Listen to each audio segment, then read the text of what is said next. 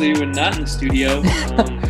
We thought about having multiple green screens to make it look like we were all had our own separate studio, and then we kind of upgraded, but it didn't work out like that. But these are the times we're in, so expect a lot of this going forward. Hopefully not too much. Yeah, hopefully not too much. Hopefully we get back. But get back to Austin and see each other in person. But with everything going on in the world, it's been kind of tough.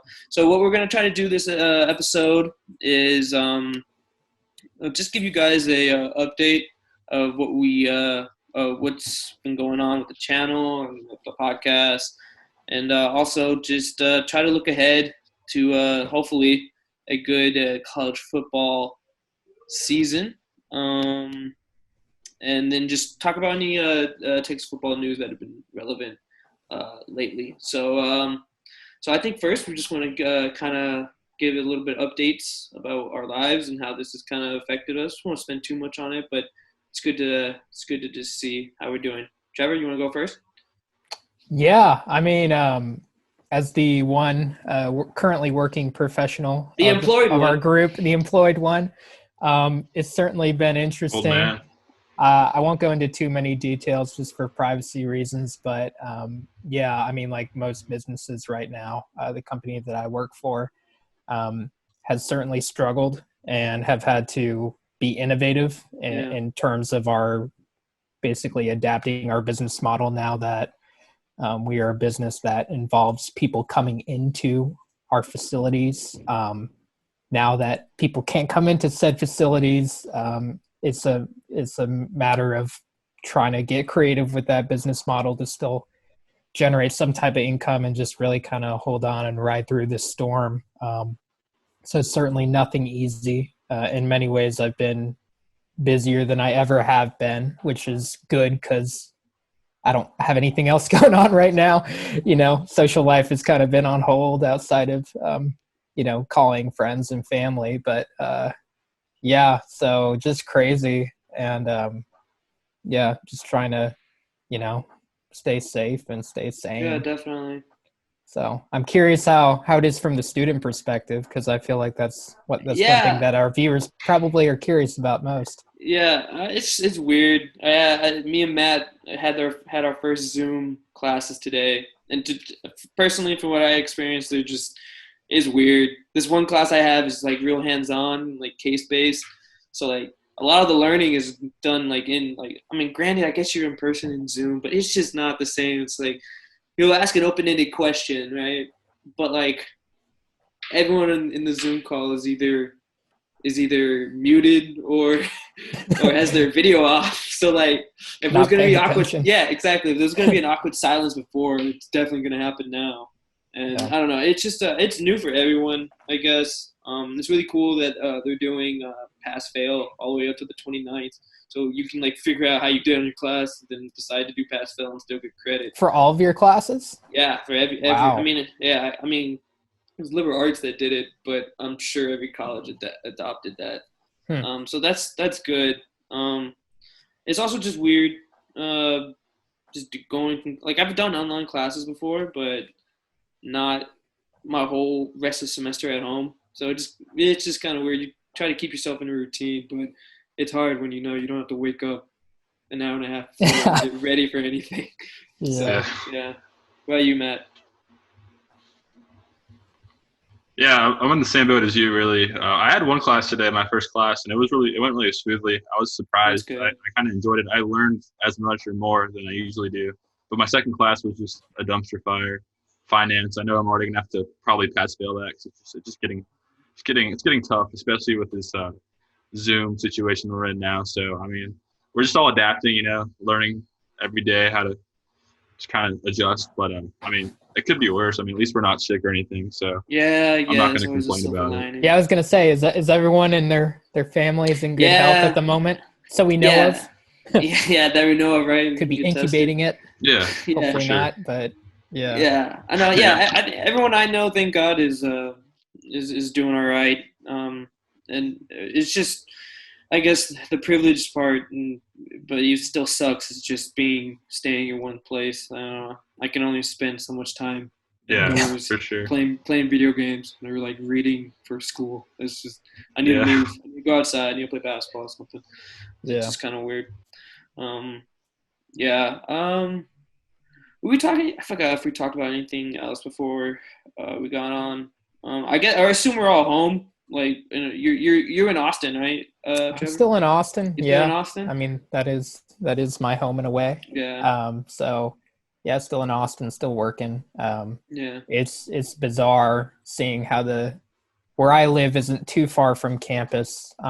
So it's very empty. And I'm guessing it would be that way anywhere that I go, just being that everyone's at their house right now, across the nation and world. But yeah, it's I remember, I think it was last Friday evening, I went on a run, and it was like Friday at like 5:30, and I'm like running around, my area of Austin, and Friday at 5:30, you expect complete insane traffic. It's a Friday night at rush hour, but there's no cars. It's the most bizarre thing. A lot of people out running, which is nice to see. I've seen that a lot. People are getting outside because they have no choice, but outside of staying inside, all the gyms are closed. So, but no, it's becoming more normal now, but it's just weird to think about when you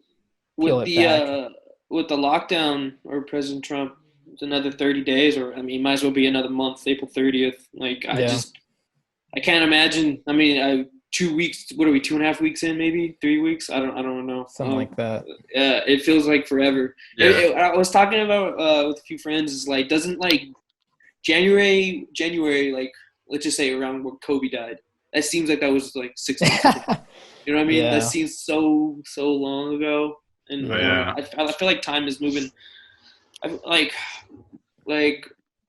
with all this stuff that comes out on Twitter events, you're hyper vigilant of what the news, because you kind of have to be. So like news just gets packed up onto each other and just feels like forever, and it really hasn't been that long. But it's just a weird start to this year, obviously. Couldn't have been worse. Yeah, just the beginning of March was just so different. It's so long ago. So yeah, it's crazy. We're in a little time warp right now.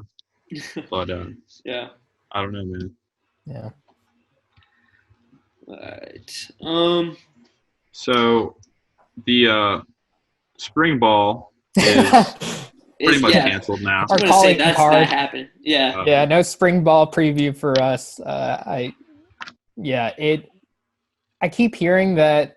Everything's changing, as we know. I'm sure all the viewers out there have been following too, but it looks like they don't really know if.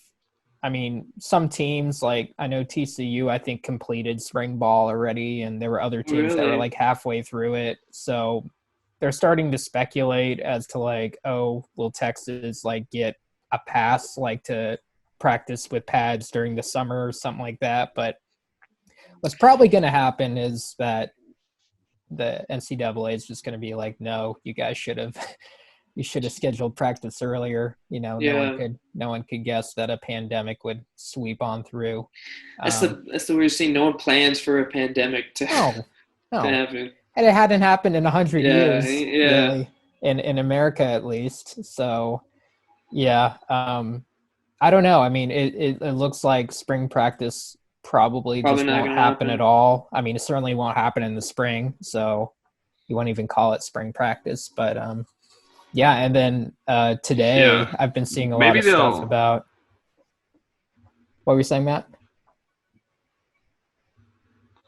Yeah, I was gonna real quick. I was just gonna say maybe I think I've been hearing is they might try to like squeeze it in at some point during summer, more just like controlled, like probably not full pads often.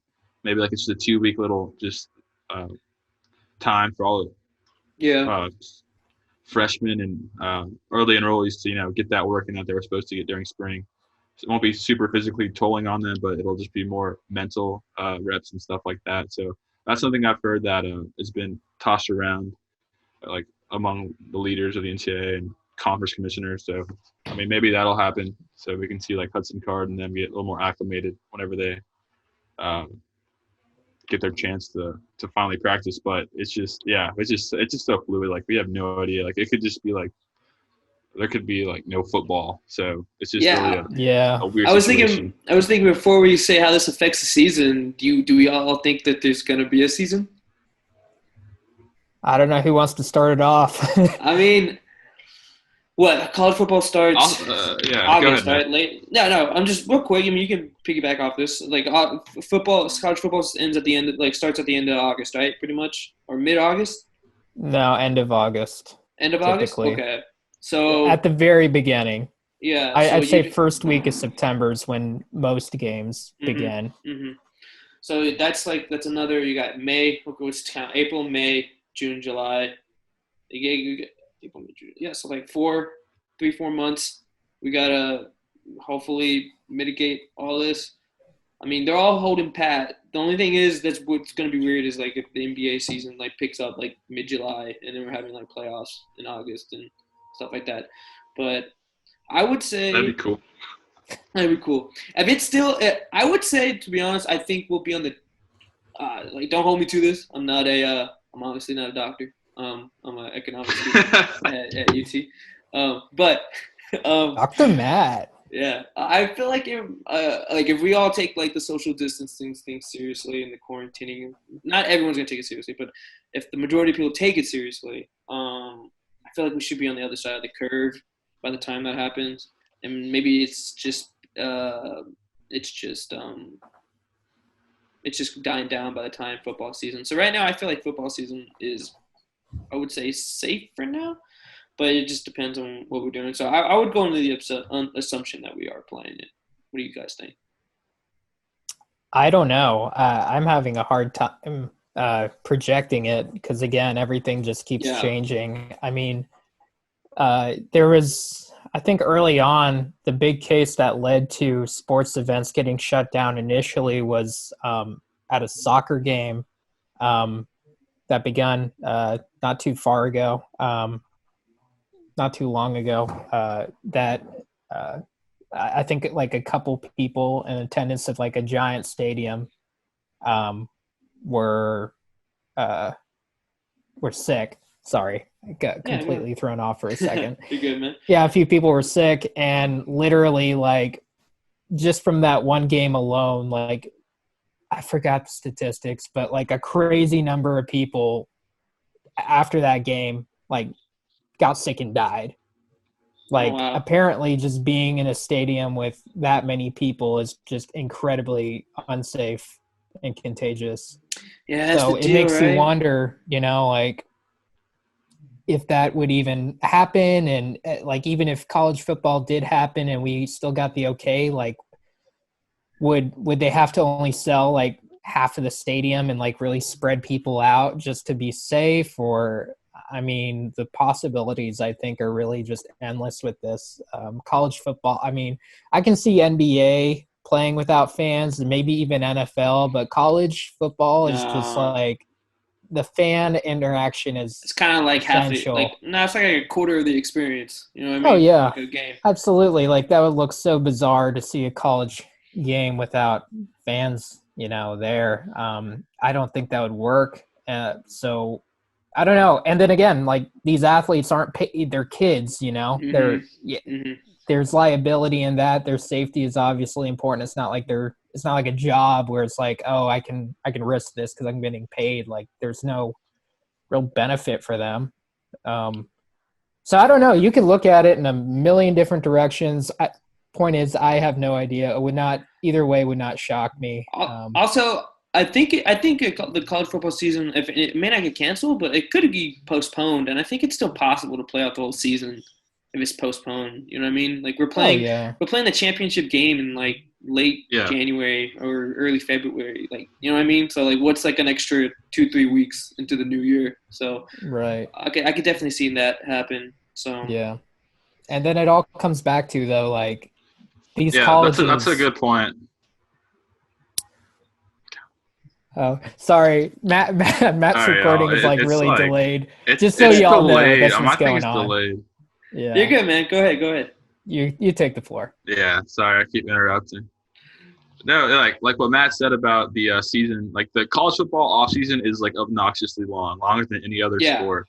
So I mean, there could definitely be a scenario where we start the season in November and play through the spring to like April if we had to. So yeah, and then also we have 4 months until the start of spring ball, like 4 full months. So I wouldn't write anything off yet.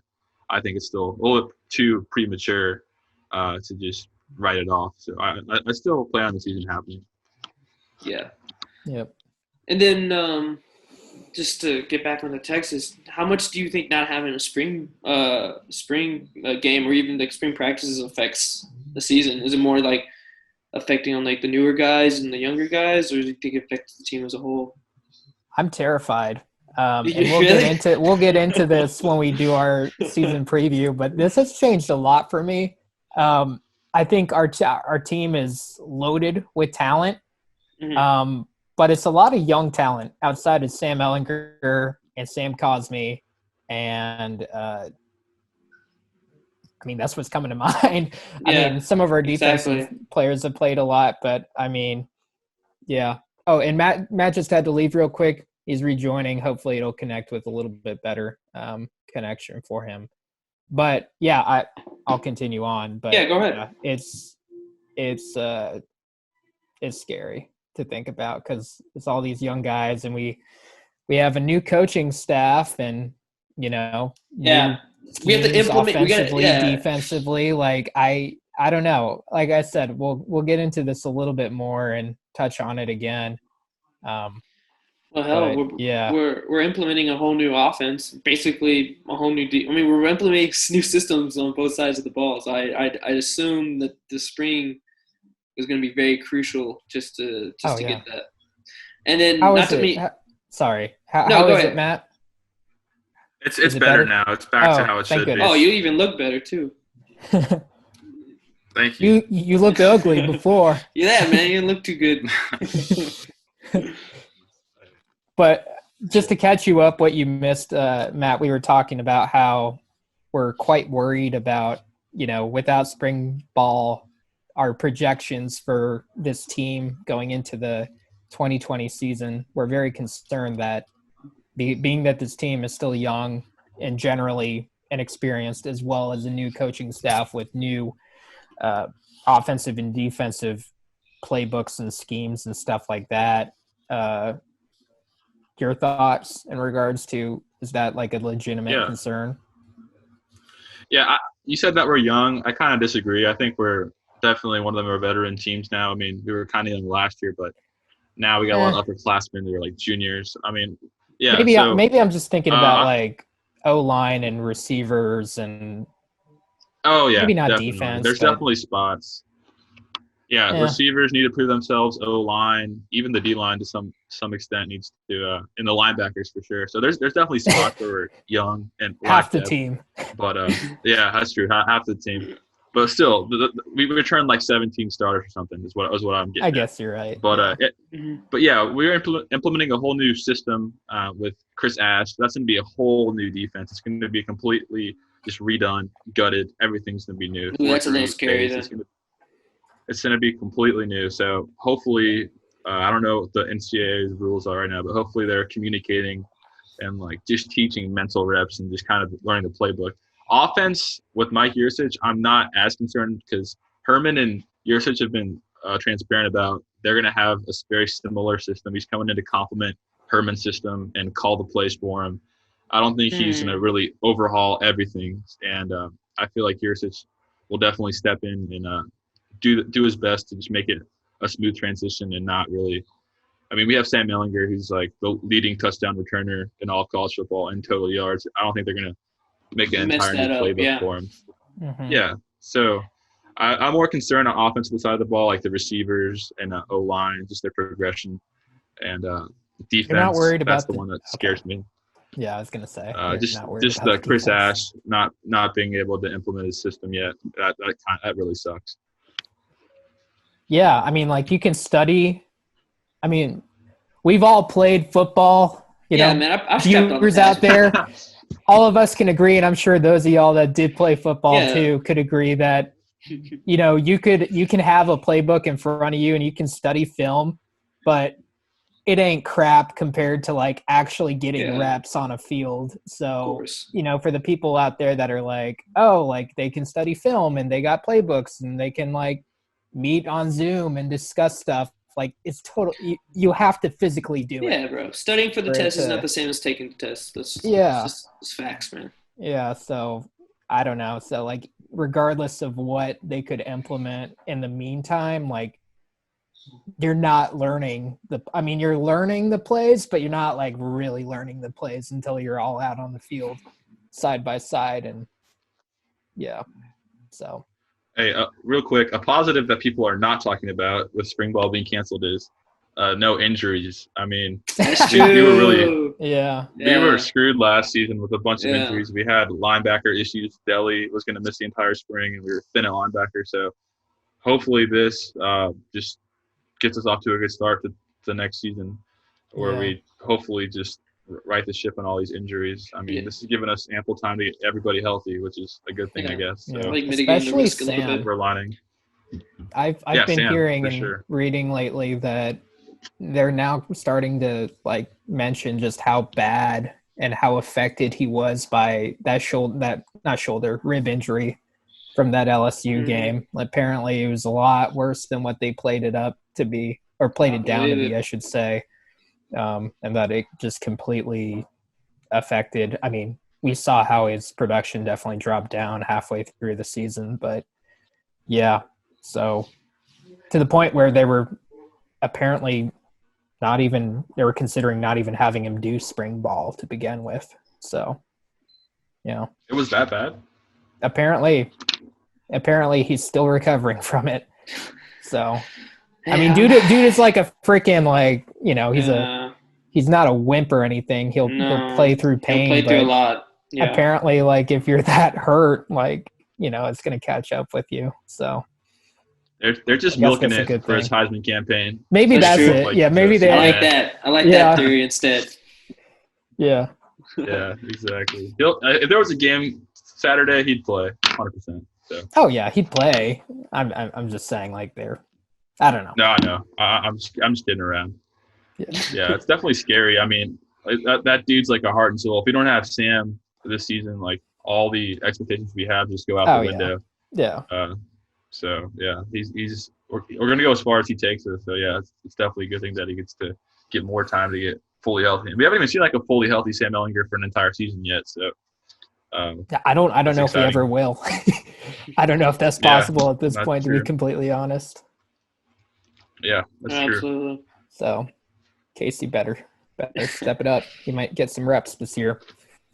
Maybe. For sure. I think this is a good time to segue into we think we're going to do a little way too early predictions for the season, for the 2020 season.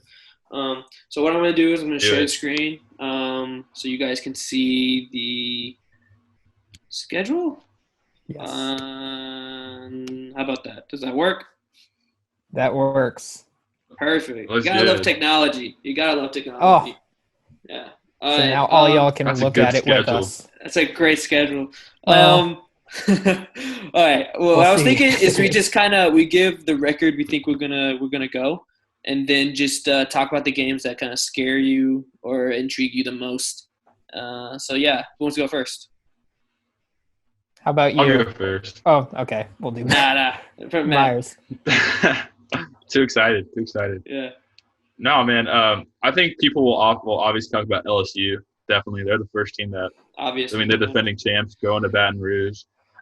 They do lose a lot, but they do return like Derek Stingley and Jamar Chase, some of the best players in college football in general, like of all the players. So that's definitely going to be really hard to win. But I mean, we got the experienced team, experienced quarterback, and they have a new quarterback, a lot of new turnover in their coordinators, and just they lost like 15 starters, I think. So I mean, that's a game that if we should win if we want to take that next step. At Oklahoma State, the day after Thanksgiving, that's going to be like a nightmare. I guarantee you. I mean, they return Colin Wallace. I'm terrified for that game. That has Big 12 championship written all over it. Like make or break right there. Yeah, absolutely. Yeah, that's definitely going to be a play-in game to like probably play OU in the Big 12 championship. So that's going to be tough. But I mean, I like that we get him at the end of the season with Chuba Hubbard. They run him like 50 times a game, something crazy. Yeah. So I'm sure it'll be like a lot of mileage on him by then, which would be a good time to get him instead of early in the season. And I don't know. I mean, just it being the last game of the season, I kind of like that in a way, because it's just kind of you're not looking forward. Like it's a win to get in essentially if we want to be in connection to the Big 12 title. So I mean, that game, people are already circling it as like a loss. A lot of people are. So that one's scary. But then you look at like all the away games, and it's just, besides the LSU game and Oklahoma State, we got a good draw with Baylor at home, TCU at home, West Virginia, Iowa State, all at home, especially with Brock Purdy back. I mean, what are your thoughts, Matt? Yeah. Well, obviously, like you said, the ones that scare you the most are LSU, Oklahoma, and Oklahoma State. LSU, like you said, they're still going to be defending a championship, so I expect them to play hard. And I actually have us losing that one just because I don't know. I've seen this story too many times of Texas in big games, early big games. So that one, and it's the Oklahoma State one, and then the fact that we have two guys named Spencer on two Oklahoma teams are going. There's no way we cop. Right. We get both of them. Spencer Rattler and Spencer Sanders. Like, what are the odds? These guys are both named Spencer. It's kind of weird to me. OU is a big question mark. I think we'll win OU. Just because I don't know. They finally don't have a transfer quarterback that's been like proven Heisman winner. So or Heisman candidate at least. So Rattler's damn good though. Rattler's good. We're gonna hate his ass for the next 3 years. Yeah, he's still gonna. OU's still gonna do OU things. I wouldn't say too scared of them. Still nervous about them, but not as nervous as I am with a Jalen Hurts, Kyler Murray, or Baker Mayfield behind center. Yeah. Obviously. Yeah. So out of conference, I have us at least going 2-1.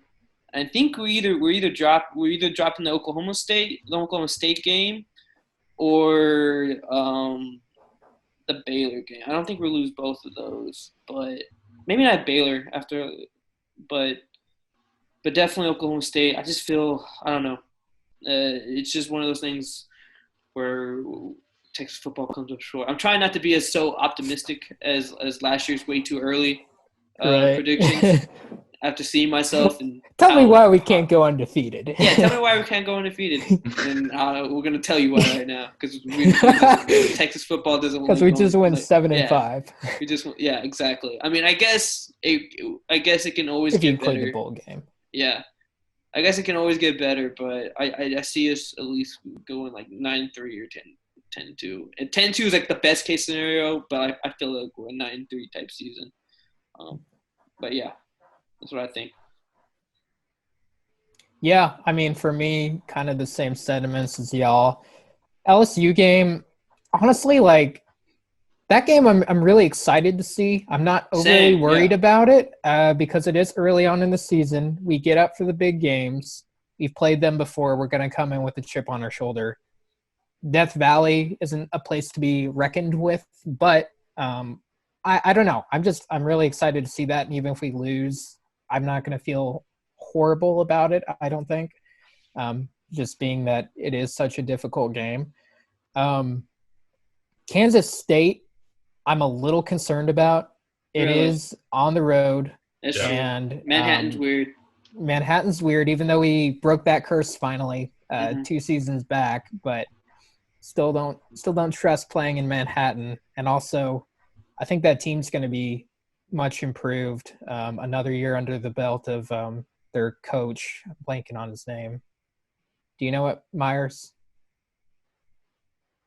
I'm blanking on it too. He coached at North Dakota State. He's got Kleiman, Chris Kleiman. Kleiman. Nice. Yeah. So another year under his belt. I believe Skylar Thompson's coming back. I'm pretty sure. I didn't do my research like I normally do. Hey, man, this is way too early. This is way too early. And we're in a pandemic. but I do not feel good about the Kansas State game. Oklahoma, I'm still. What's Did up? you say Skylar Thompson's coming back for like the 20th year in a row? I think he is. College forever. I think he is coming back. Hold on. Okay, now you look this up. I'm gonna look it up. Skylar Tar. Yeah, you spelled it wrong. Did I really? Yeah, I did. I did. He's 22 years. I think this might be his. He's got one more year. But anyway, yeah, he's a handsome-looking guy. He redshirted. Yeah. Where did I saw it a sec for a second? Yeah, 2016. Right here. Yeah, redshirt. Okay. He's coming back. He's back. Ain't leaving for the NFL. He ain't going. He ain't bad. He ain't a bad quarterback, and this isn't a bad team in my opinion. Might be a bit of a hot take, but I'm worried for that game. Oklahoma, of course. I agree. You should never doubt them, even if it is a new young quarterback. This guy is crazy talented. And honestly, like at this point, there's no reason in betting against Oklahoma just in general. I mean, if you're a betting man, you'd be dumb to bet against Oklahoma at this point. Hopefully we get them this year. I still don't think I don't think we'll sweep them. I think we'll beat them one time, maybe if we meet again in the Big 12 championship, but that I'm concerned about them. West Virginia, I'm not too worried about. Tech, I'm moderately worried about. Again, that's in Lubbock. Lubbock, weird stuff happens. Jed Duffy transferred, no? Did he not? Didn't he? Or at least he's in the portal. Did he? Yeah, he entered the portal, but like he's got some baggage. I don't know. I think he might just be done. I think he had some really bad stuff behind him. So wouldn't Bowman just come back anyway? Oh. Yeah, but he'll get hurt again. Yeah, I just never count on that man being healthy, to be honest with you. Well, Bowman's really good. I don't know. Baylor, I'm not concerned about. Kansas, I'm not concerned about. TCU was always a fight for whatever I would say reason. I'm not concerned, but I wouldn't be surprised. What, Kansas? No, TCU. Oh, yeah. No, TCU is always going to be a battle. Yeah. Iowa State, that'll be an interesting game. Yeah. I don't know. And then, of course, Oklahoma State I'm terrified about.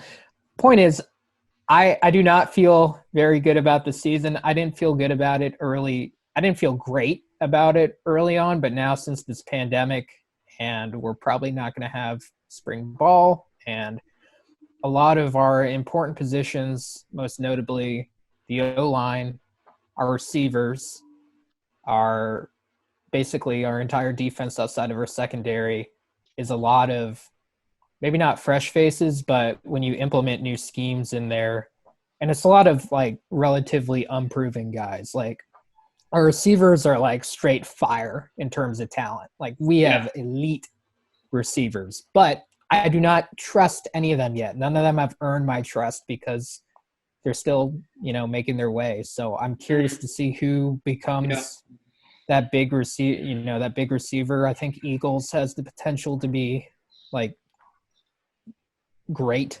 I mean, all of them have the potential to be great. I really like Eagles, but he still needs to, I think, kind of prove himself. So I don't know. 8-5 would not shock me. I'm sorry, guys. Don't do that to me. 8-win season. What is up with all this pessimism, guys? Matt, what did you say? We're in a pandemic. Hey, listen here. Listen. Of course I'm pessimistic. We return Sam Ellinger, Heisman hopeful. He'll probably win the Heisman if we're being honest. And then we got Joseph Osai coming back. He's going to be unleashed. I will bet with you right now over the show that he won't win the Heisman. I already put my bet in for Sam Ellinger. I got those low odds. I'm not going to bet you. You're not going to bet me? I don't want to bet you. But no. But listen. We got Joseph Osai putting his hand in the dirt finally. We saw what he did against Utah, rushing the passer on the edge. It's a game. We returned our entire secondary, besides Brennan Jones, but that's okay. We got like 5 stars everywhere there.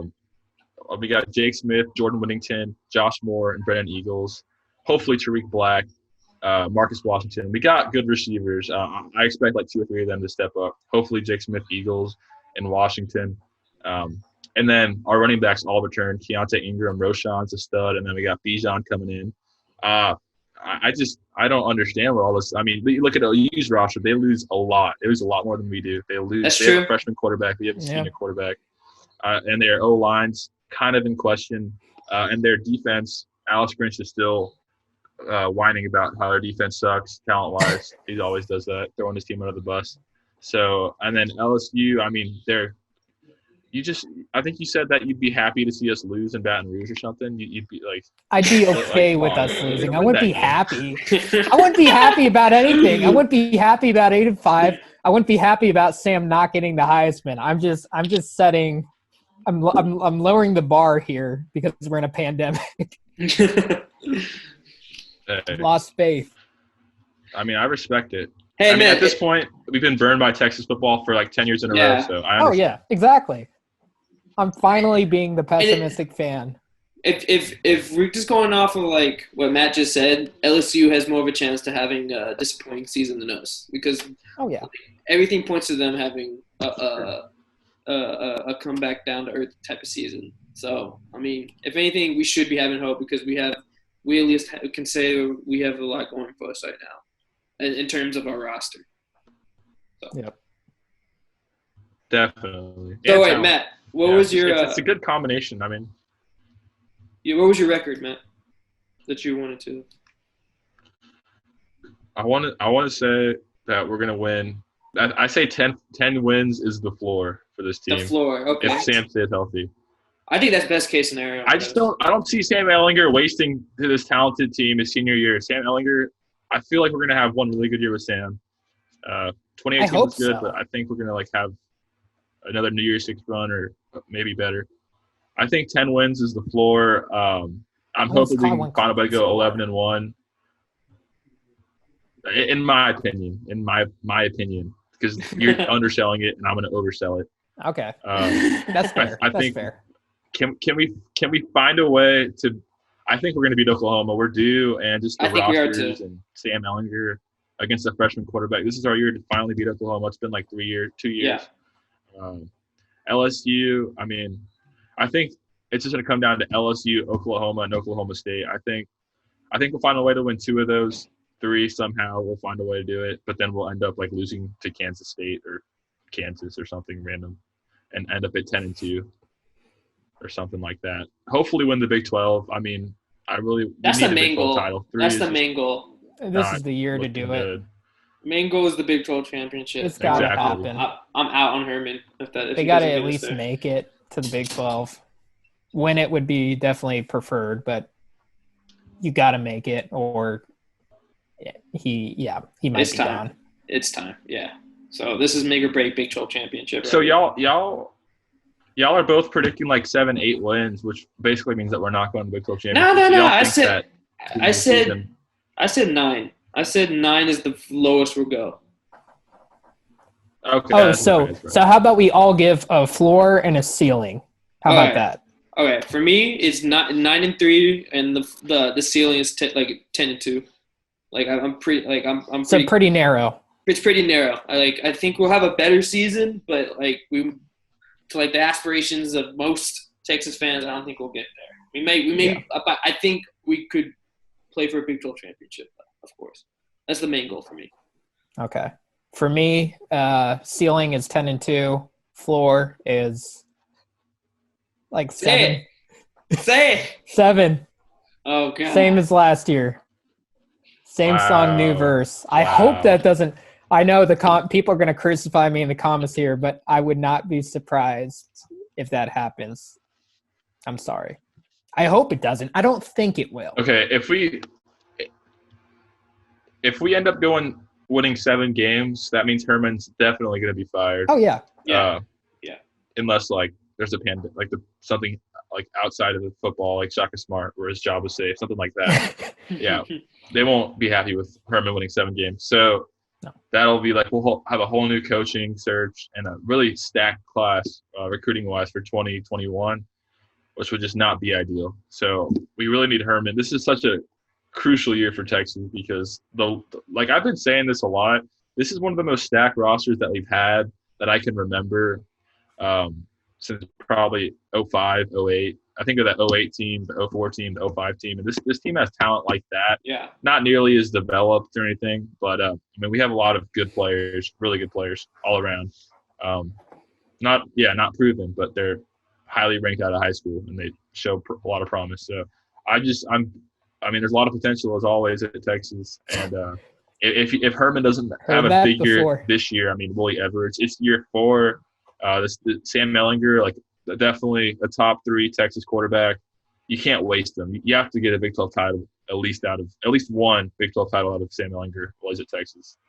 Yeah, I agree. The writing, I mean, all the stats back up a good year. We just got to see it. We just got to make it happen this year. Absolutely. Yep. All right. Yeah. All right. Well, I think cool. that anyone else want to add one last thing to the way too early predictions, or are we good here? What do you guys think? Myers. Yeah, South Florida game is kind of sad. I was hoping we could get Charlie Strong. Oh yeah, that would have been good. Destroy him. Yeah, but he got fired already. So isn't he at Bama now? No Charlie Strong. Yeah, he's at Bama. He's an analyst, I believe. Oh, what comes around goes around. Yeah. Okay. Rip Charlie Strong. Couldn't get it done. Yeah. One last thing.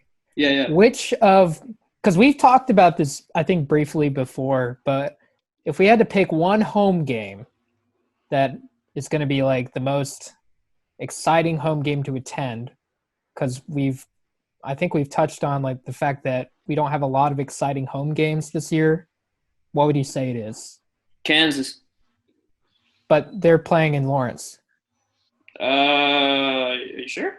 Yeah, they just played here last season. Yeah. You not remember the Kansas game? Yeah. Oh, you weren't there. That's why you don't remember it. Wait, hold on. You weren't in the stands. You missed that game. Wait, the Kansas? Why would Kansas be our most awesome game? I guess I just. Why'd you say Kansas? I don't know, bro. This is always stressful. I don't know.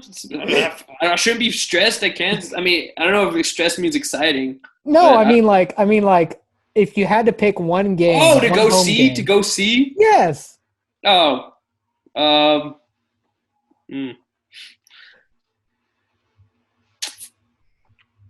TCU. I was about to say maybe TCU. Iowa State for me. Iowa State, maybe even Baylor, actually. Maybe. I'm gonna go Baylor. Playing West Virginia is always fun because they travel really well for some reason. I guess they're dying to get out of their state. They always have like by far the most fans of anybody else, which is surprising. Yeah. So far. Yeah, it's a rivalry for them. I mean, I like playing West Virginia. So I don't think we've look forward to that. But what are you getting at, Trevor? Yeah, we haven't beat them. No, I don't think we've ever beat them in DKR. West Virginia. We did in 2014 with Tyrone Swoops. Oh, that's right. Never mind. That's the only time. Yeah. But every other one, we've lost. But Trevor, what you're getting at here is our home schedule is terrible, and it often is terrible, and it sucks. People are not getting season tickets because of that. So Del Conte needs to address this somehow. I agree. It's not a pretty schedule. Big 16, we should be undefeated at home for the first time in a long time. They got to do that Big 16. Big 16, let's make it happen. Get USC on the schedule. Yeah. All right. You want to close out with our final show? Move on to. Yeah. Yes. We have some roster player news. Matt, you can lead us on that. Yeah. So Denzel Okafor, he's been here for a while. I think he's gonna be a redshirt senior. Has entered the portal a few days ago, which really sucks because he's been a guy that's always been in and out kind of. He started, I think, like a few games, 5 or 6 games maybe, and he was really going to be asked to maybe even start this year on the right side of the line because we lost like 2 or 3 starters on the O-line.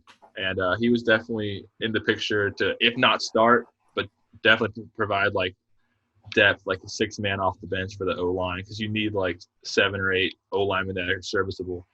And losing him really hurts because he could play inside or outside. I mean, he kind of sucked.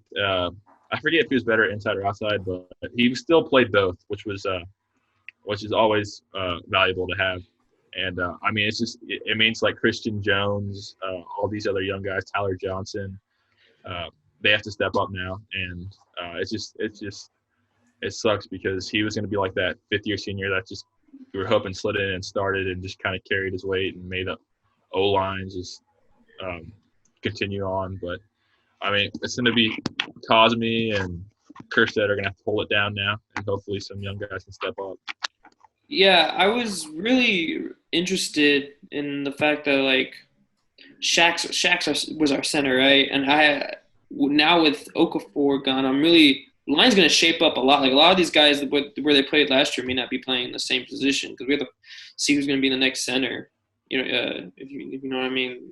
There's a lot of these guys are going to be playing different positions on the line, which kind of makes me scared about losing spring balls because a lot of those reps of getting used to a new position are lost. So yeah, I think the O-line is the main thing I'm kind of worried about, just because we're gonna put like Jones in there and it's kind of fresh. So that's the only thing that kind of worries me right there with that. I mean, good for Okafor. Go play what you can. That's what you want, but it hurts. I mean, this was his year to play, though. I'm starting to wonder if maybe he's just done with football. Maybe he's just wanting to move on. Because I mean, he basically had it wasn't guaranteed, but he certainly had a job and had been earned his, been at Texas forever. So I don't know. Yeah, it's puzzling for me too, the fact that he's going to be a grad transfer. I mean, I guess Georgia Tech was puzzled when Parker Braun did it, but it's just it. I thought he was going to be an anchor, but apparently not now. Yeah, definitely.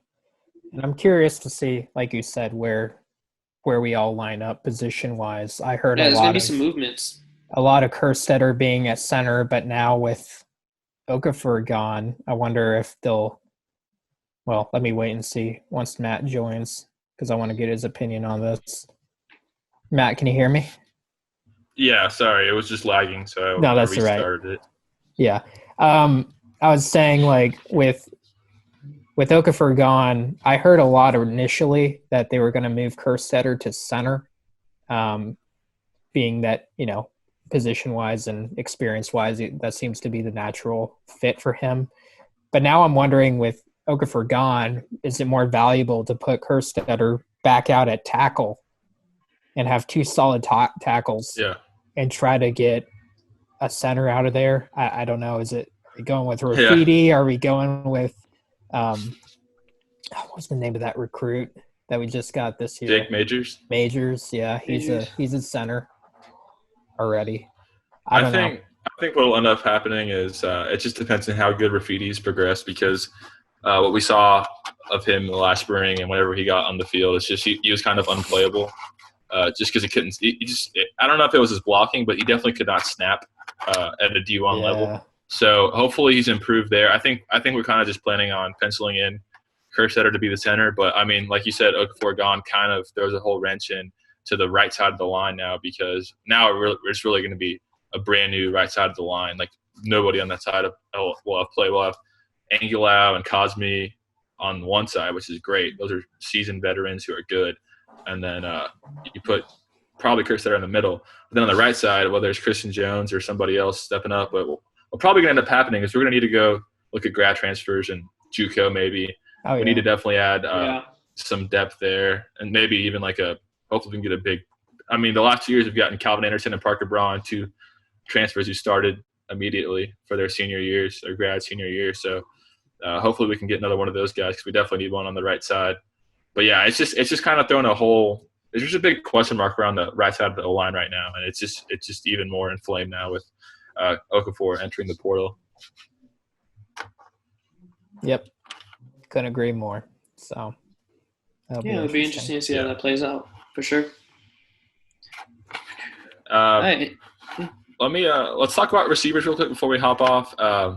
Josh Moore, I'm hoping it's sounding like positive news coming out.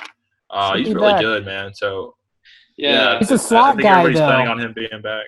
Do you think they'll move him? Because he played in the slot his play first outside. year. What position? I've heard that. He'll be the speed. Which one is that? X? I'm not sure, but he'll be able to move to the outside. He's definitely got that versatility. He played a little bit of the outside in high school, and I've read that he's definitely going to be a candidate to move outside. Because we got a lot of good players that can play inside. Whittington is also a guy that they might want to move outside in some scenarios, because you primarily want to have Jake Smith in the slot. He's got the most upside and value, I think. Yeah. Definitely. So and then Josh Moore is just so talented that you might need to find a way to put him outside. And if that's him taking away reps from Marcus Washington, then so be it. But, my guy. You've got to find a way to get your 4 best receivers on the field at a time. Yeah. And I know Yurcich will find a way to do that. He's done that forever at Oklahoma State and at Ohio State. So I trust Yurcich will find a way. I mean, it's a good problem to have, honestly. I was about to say, if they switch over. It's good that we have a lot of talent to sift through on the receiving threats for sure. I think that's really good. I'd rather have a lot of options than no options at all. Yeah. So I'm really excited. I'm really excited about who's going to step up, really, because we're losing our 2 main guys for the past 2-3 years, and it's interesting to see who's going to step up and take all that production. My bets would be on Eagles, Washington, or Jake Smith. To be honest with you. Yeah, maybe one of them's gonna pop off and be the Lil Jordan Duvernay stat breaker, just reliable target, and it's just a question of who. But yeah, that's the safe money's on them. But I mean, you look at Tariq Black, Michigan grad transfer. He's really good. He's always had a lot of potential. Kind of been injury ridden throughout his career, but he's also shown out when he's been healthy. And he's been linked to Texas a lot and Boston College. So, I mean, if we could get him on campus for a grad transfer, that'd be huge because, I mean, we need some more proven bodies at receiver, and he's talented, and he's got a lot of reps under his belt. So, having Tariq Black, he plays on the outside, that'd be a huge addition to the receiving room. So, hopefully that can happen. Yep. Nice. All right. I think we have reached a good stopping place for this episode. We have gone a little long, but it's also been a little while since we've put out one of these things. Let us know in the comments what you guys thought of course, this setup is less than ideal, but if the content's good, hopefully y'all keep coming back. Let us know what you liked and what you would like to see. Let us know how we can improve this version.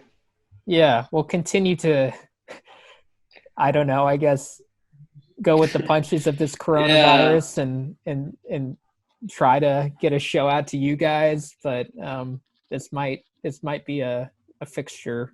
This Zoom recording thing might be a fixture for a little while. So just bear with us in regards to that. And maybe we'll get Thomas finally on one of these shows. Yeah, I was about to say, no, we were hoping to get him on this show, but he couldn't make it this time. So maybe you can finally see his wonderful face for the first time. Yeah. Maybe we'll get a fan on the show too. That'd be cool. Oh shoot. Yeah. It'd be easier this way, For sure. Yeah, comment if you're interested. Comment if you want to come on the show. We'll bring you on. Yeah. Yeah. So do it. Let's do it. As you can see, everything's up in the air kind of still, but we appreciate y'all sticking with us, subscribing, commenting, liking, sharing. It all means a lot to us, and as long as you guys keep listening, we'll still be here. Y'all stay safe, wash your hands, and stay quarantined. Stay at home. Yeah. See ya.